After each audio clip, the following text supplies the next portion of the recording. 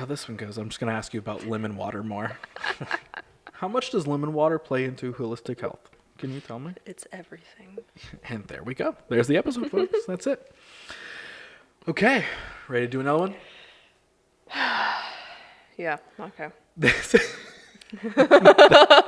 That sounded super ready. He said, big sigh, and yeah, okay. Well, listeners, I think I might leave that in the episode. That might be how we started. Listeners, I hope you're ready for a brand new 50-Minute Friday. This is the What You Don't Hear podcast.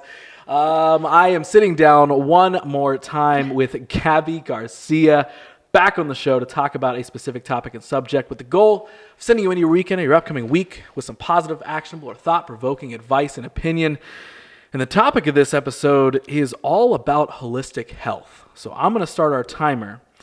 And Gabby, I am just going to toss the floor to you because I feel like I'm going to have questions, but I also don't even know really where to start other than saying, what is holistic health?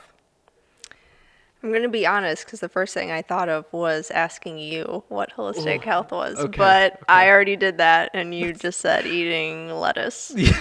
Listen, folks, okay, for the record, that was not my real answer. I just said that's kind of what I think of. I don't think it's actually eating lettuce. But I don't know. So yeah, let's toss it back to you. And if you say eating lettuce, I'm going to be like, I knew it. It's not about eating lettuce. Good. Just in case anyone was wondering. Holistic health from my viewpoint. So when I became certified to become a health coach at the Institute for Integrative Nutrition, basically the first thing we were taught right out of the gate was the difference between primary and secondary foods. So primary foods being the things that feed us off the plate, basically everything in our lives, and I can go through that list. And then secondary food being the food itself. So I think a lot of the times when people think of health, and even in a holistic way, your brain immediately goes to diet and like what you're literally feeding your body. And this like really opened up my mind to what I truly think is holistic health, being that all-encompassing other aspects of our lives, and that if those aspects aren't being fulfilled or our needs aren't being met in any specific area, that no matter what we feed ourselves, like diet or food-wise, we're never going to achieve like our optimal health. See, I saw you share something about primary and secondary foods. And again, we were joking before we started recording where I was like, if you asked me what primary and secondary foods were, I would have told you an appetizer and the main dish because like, I mean, you just kind of go straight to, okay, health and then primary, secondary food. Okay, that must mean what you're eating here and what you're eating there. And just like you said, it's so much more than that. And if I were, like, if I actually gave you an actual example of like what, as an outsider, I feel like holistic health is, like, that would kind of be my description. Obviously, I'm making that more educated, like, description now. But like even before, like that probably would have been my thing is like the best way I could explain it is like a full cycle of health, not just like consuming one thing or changing one aspect. To me, holistic, you know what I mean, is kind of the whole thing. It's like what is every aspect of things that you are ingesting or partaking in or whatever it may be, sharing energy with in any way, like that to me is like that entire cycle of health. So when I saw you share the primary, secondary food thing, it kind of blew my mind a little bit. I was like, oh, wow, like what a cool way to label that stuff. And I would have never, like, yes, I would have thought about like, oh yeah, the way you ingest media and stuff is going to affect you in a certain way. But I never would have thought of like putting it like that. I would have been one of those people that's like, oh yeah, well, it's the food. It literally is the food. But labeling those outside things as food because it is still something that you are ingesting in a way. Totally. It's how you're feeding yourself off the plate. And so we're taught using what is called the Circle of Life tool. And that's probably what you saw in my Instagram post. But it's 12 different aspects of primary food. And it's used to truly have people connect the dots on where there's specific deficiencies or imbalances for them. And of course, everyone's going to look different. And that's why I think it's so helpful, because it's not like quantifiable. Like somebody's career, they're going to feel great having like a PhD, where me personally, that is not my goal at all. And I'm incredibly happy and fulfilled with my bachelor's degree, or different aspects like that. So you can literally connect the dots and see where you might not have even realized that you felt like an imbalance, seeing where everything else is kind of laid out on the circle, to kind of like hone in on that. So earlier when you kind of presented this, like you said, there was that like an entire list. Did you want to share that in like the whole list Yeah. of kind of what those? So there are 12 different aspects, ranging from spirituality, creativity, finances, career, education, health, physical activity, home cooking, home environment, relationships, social life, and joy. Okay. And so the idea is when you start doing work on these things, so let me ask this, I guess. Like if somebody is going down, let's just say like a holistic health journey, or whatever it is, to kind of try to implement those changes, is it about trying to balance out everything at once? Or is it about like, let me focus on this, so then I can focus on this, so then I can focus on this, and maybe those things will gradually begin to feed into each other, creating kind of a positive domino effect? Well, I think everyone's always different, right? I feel like that's like my opening go-to. Everyone's different. But it's true. So I don't think, or I guess from my perspective, I've never seen somebody fill out like a circle of life that have imbalances in like every area. I would say that at least half of them people are pretty happy with, or what their current situation is. So it really depends on the individual of like where their focus is first. So a lot of the time maybe it's home environment or like home cooking. Like, oh, I eat out a lot. Like I know I can help like even improve my health if I start like cooking more. So like let's focus there. Or it could be spirituality, or maybe even just like getting your finances in order. Like there are different aspects, and then maybe they will ricochet off and like improve another aspect, but it all depends. Would like, is that maybe what you would suggest to somebody if they wanted to kind of almost use this? I don't know if system is the right word, but almost use this as a foundation to kind of approach those things, is like list literally those things out. Totally, And you kind definitely of could. dive into like, how do I feel about this one? How do I feel about that one? And then maybe at the end of it, you literally could have an easy pros and cons list of like, oh, this one's I would claim is a pretty low level. So, okay, those must be the things I need to pinpoint and focus on. Definitely, because I use this tool with clients all the time. I'll start out like our sessions using them just to like kind of get a baseline of like how they're feeling about all of these things, and then use it at least twice, like once in the middle of our like sessions or our time together, and then at the end, and compare all three and see where they've improved or if they've backslid in any areas and like why. And it's really a good conversation starter too, and it's a good visual, because I feel like a lot of people, myself included, wouldn't never think of like everything on this like as a whole and be like, oh wait, actually I'm not all that like happy with my creativity right now.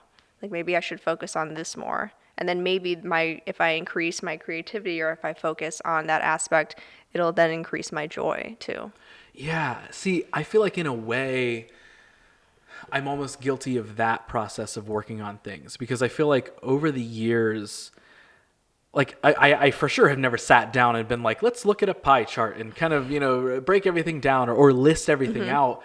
Like I'm not necessarily an in the moment reactionary person. I'm definitely I can kind of look at a broad scope of things and be like, okay, what are things I need to work on for me or life or whatever. But I don't know if I always take into account, okay, me doing this, it could take away from this.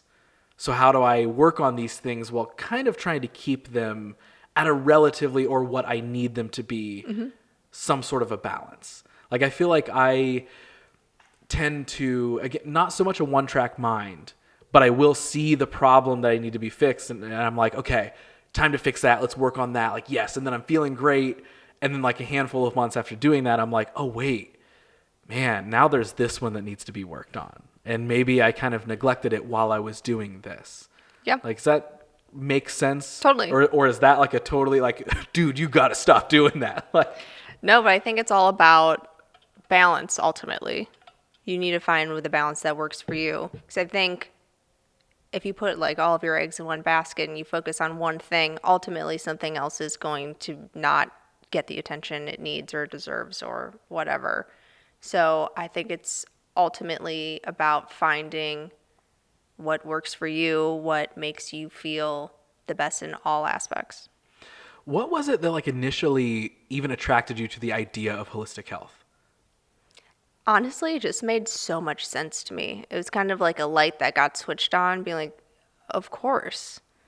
It really, like, going back to the idea that, again, everybody's different. So, like, one person's food could be their poison or, like, their promised land, basically. And so, if you just focus on that alone, your diet, but you negate and neglect 6 of these other things, even though you're eating like the best that you possibly can, you're still not going to be fulfilled or feeling like vibrant or your best self because your energy is draining in like all of these other areas. Yeah. So like putting those pieces together just made so much sense to me.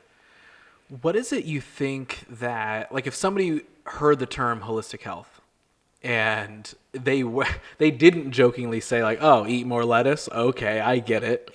Like, what do you think is almost something that prevents people from taking this approach to their lives in general? Is it just the idea of just some people don't like to change themselves? You know, some people can't embrace change, or they're like, why would I focus on like, I feel like it'd be very easy sometimes. And again, I might be completely wrong because you actually work with people and help them with this. But I could totally see somebody being like, no, I need to just focus on, you know, my home environment. That has nothing to do with this. What do you mean? Rather than seeing the entire cycle and how it all feeds into each other. Like, do you feel like that's something that either you've encountered or could see people kind of being like, oh, no, I'm just going to focus on the task at hand and I'm not going to pay attention to how it feeds into the entire system? I definitely believe that people can think that way. I feel like people that come to work with me or that are like curious about what I do have already kind of like opened their minds to this idea. Yeah. So I haven't really done any convincing. But I think that's really the first step, just to even be like, oh, this could impact other areas, and just having that open mind. Right. It's that first step being the identifier Totally. of like, okay, what are things that I need to work on? And that's something that like, I feel like I have that conversation with people a lot, even though I just said, again, I'm not perfect at consistently balancing every aspect of my life. But it's something that I will often talk with people about, where it's like they do kind of only see like this one part of like, oh, well, my job sucks and it sucks and this is why, and that leads into this and that means that nothing else can be good and I just have to get rid of this job in order to do this thing. And it's like, okay, identifying that is good, but you're also saying in the same sentence like, my job sucks, but I can't leave it, so I guess just everything is bad. Yeah. And it's like, well, what if, are there other things that maybe are being affected by the job being negative, that like if you focused a little bit more positive energy on these other things, they're not as bad, and then maybe you carry yourself differently in your job. Absolutely. And then if you could shift your mindset a little bit of how you see your job, like, yeah, totally, I won't argue with you that you feel like your job is not great. I can't sit and tell you like, no, dude, it's not that bad. No way. But like, what are things that you could at a ground level start carrying yourself as, or just start keeping in mind when you're in that position of like, okay, what's the best I can make of this situation? Because then I feel like when you can start to make a mindset shift like that and identify those things of how they all feed into each other, I feel like building that core is almost like the most important part of a lot of it. Is like, make that identifier, but figure out like, what at your core can you be doing to be a little bit more conscious of each of these things on this list of, what was it, 12? Mm-hmm. Like, you know what I mean? Like, how can you start to be more conscious of how each of these things feed into each other? And then almost lead with that of like, okay, I had a bad day at work, but that doesn't mean I want to bring it home and have a bad day with everything else. You know what I mean? Or, oh, I had a bad day at work and I'm getting home late. I guess I'll just eat McDonald's or whatever. And then I know it's going to make me feel crappy and blah, blah, blah. And it's like, how can you almost pre-prepare for those things? How can you be, I don't know, like less reactionary, I feel like is maybe a way to put it? Or is that completely incorrect? No, I'm laughing and smiling because I think you know what I'm going to say. But it goes back to what you just brought up. It's entirely your mindset, 100%. You could have the shittiest day, you could have the shittiest week, month, year, but how you look at it and how you take the positive in your life and like pull it in is everything. And you know what helps with that?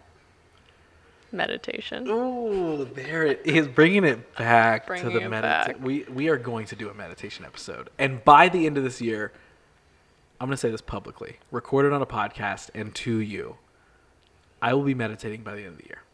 I'm going to hold you to that. By the end of 2022, I will do it. What? Like by the end of the summer, maybe? We still have like a lot of months to go. That's fair. That's fair. It's early 2022. We can shift it. By the end of summer, I will be meditating. I'll give you 2 seasons to start meditating. That's fair. You're not getting a whole year. We're in the early part of the year. You're not getting that long. I will do that. Well, Gabby, that's another 15-minute Friday. Awesome. We hit that one. That was pretty well on time. That was good. Realistically, that was good. So, if anybody wants to come talk to you about anything, if they want to come to you to learn how to break down this list or learn how to begin a holistic health journey, where can they find you around the internet? I'm on Instagram at ggwellness, or you could email me at info@ggbwell.com. There it is.